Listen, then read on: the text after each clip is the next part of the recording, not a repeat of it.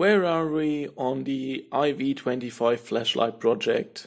So since last video I did a couple of things. I redesigned this case.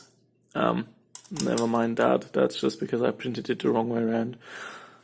This is not going to be in the version that I'm ending up using.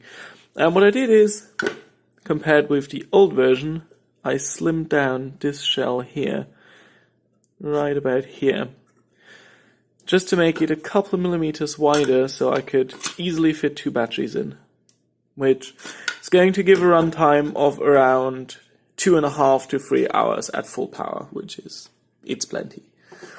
It's alright. It's a very strong light. What I also did is I designed these front caps, 3 different sizes, like this. Those are printed from clear PLA, and the idea is that those fit over the top like this, and diffuse the light and also seal up the case against any sort of moisture and grime ingress. I printed 3 different versions. This one is very, very heavy and very, very thick. Printed at, I think, 50% density. This one is a lot thinner. Fits on like this. And this one is the thinnest. This is just basically a clear plastic cover. Although this diffuses it quite a bit already, and this obviously permits the maximum light throughput, which is very good.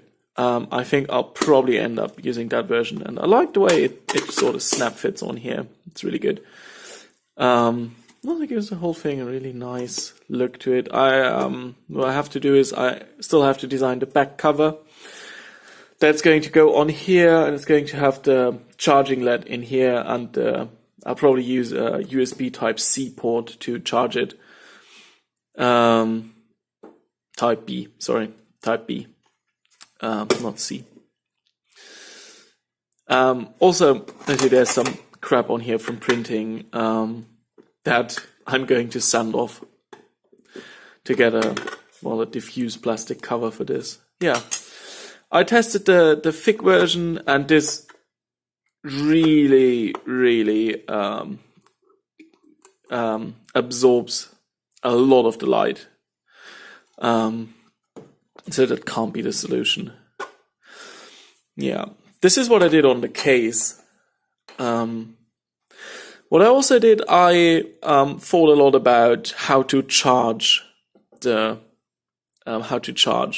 battery in this, which is going to be this battery pack, 2 18650 cells with around 2000 milliamp hours each.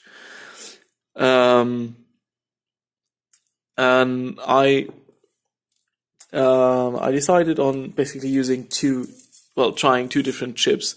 This is a very small chip. I'm going to talk about it a bit later by microchip, called the MCP7383. And then there's also the chip that everyone who shops on AliExpress knows. This is the TP4056, which I think is loosely based on the linear part with the same part number. Well, it's not called TP, but it's called LT. I think, LTS they call their chips, 4056, and it's very similar, but it has an external switching transistor, and this has not. This has an internal MOSFET. I think it's a P MOSFET that does those are both linear charge controllers for single cell lithium ion applications. And I'm going to talk about those 2 chips a bit later. Yeah, I designed this that I'm also going to show, which is just a test board for this TP4056. I haven't done this to the microchip part because this only charges at 500 milliamps. And when I made the decision to go to 2 cells from 1 cell, this basically just fell out of favor with me because it would mean that I had to have 4 hours minimum charge time. Which, yeah, 2 to 8 hours minimum charge time. You have 4 hours to charge one cell, and then it's 8 hours of charge time. That's too long. This will charge it up in 4 hours, which is quite a bit better. It's still long, but I don't want to charge it at more than that would, with a linear charger, that just sort of causes all kinds of problems, and you have to worry about heat dissipation and whatnot. 4 hours is fine. Yeah. So why don't we go to the chips, and I'll tell you some more about that. These are the two lithium-ion battery charging chips, single cell battery charging chips I took into consideration.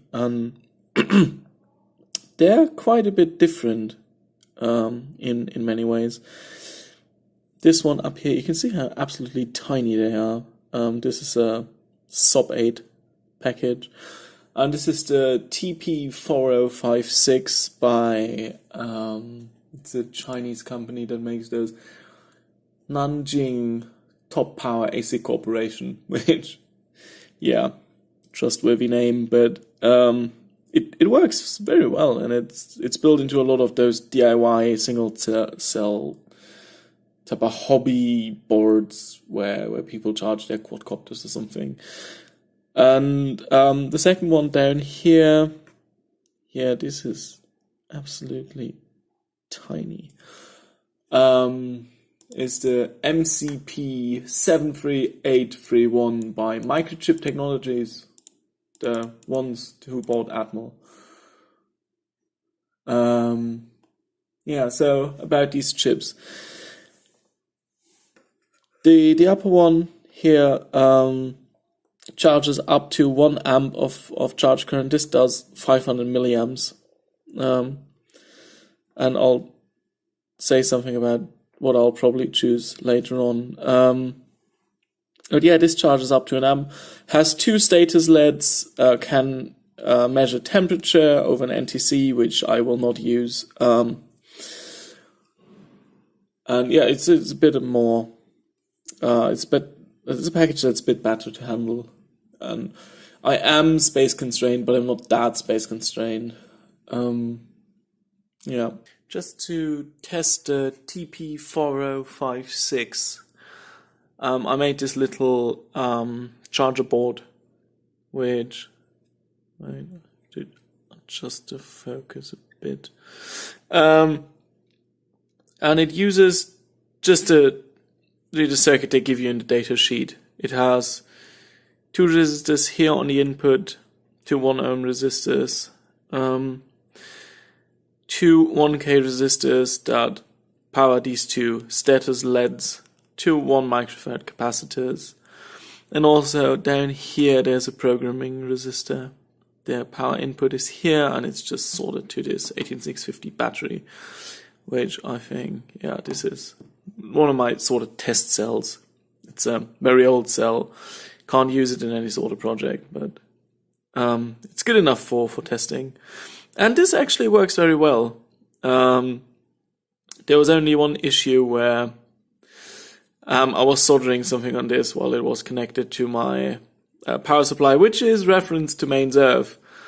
And this was at 5 volts, and so the tip of the soldering iron is referenced to mains earth as well. So when I touched it down here, just this trace completely burned off, and the power supply shut down for obvious reasons. So if I connect this up, actually this is 5 volts.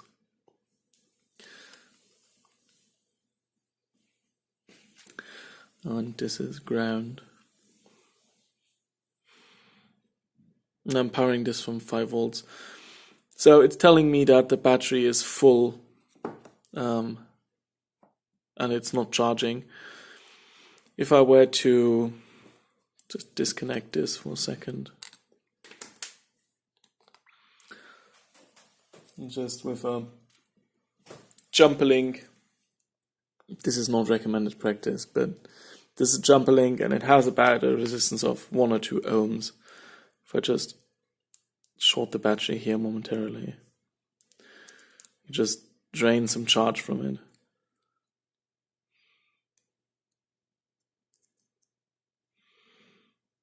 It's actually not too bad. There's only, well, about 2 or 3 amps flowing, and then the protection in the top of the cell kicks in. But it should be drained sufficiently enough to, let's just measure it down here real quick. There we go. Yeah, maybe it needs some more discharging.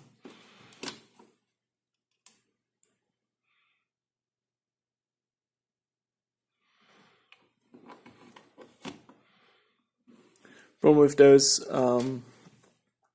protected cells is you can't just short them. Well, it's actually a good thing, but this moment, I might just use an old halogen lamp.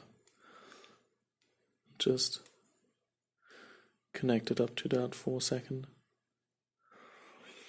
Just to drain off enough charge so that the battery charger will actually engage.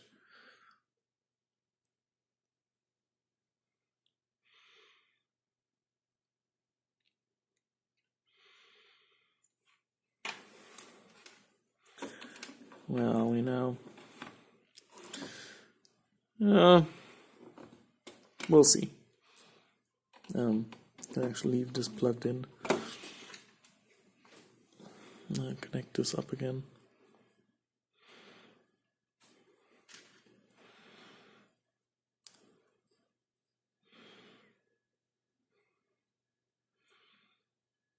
Yeah, now we're getting the green LED telling us that it's charging, and once the current that flows through the battery reaches, well, this reaches like 4.15, and the charge current reaches less than 70 milliamps, because this is set to charge around 800 milliamps, it will shut down and turn on the red LED. And through the magic of time-lapse camera, yeah, now the battery is charged. So this actually, it works very well. It's a very simple chip, very simple circuitry. I will probably prefer this chip for the application in flashlight, because it just gives me some more charge current in comparison with the MCP 73831. And yeah, I will design a new circuit board and I'll test that shortly.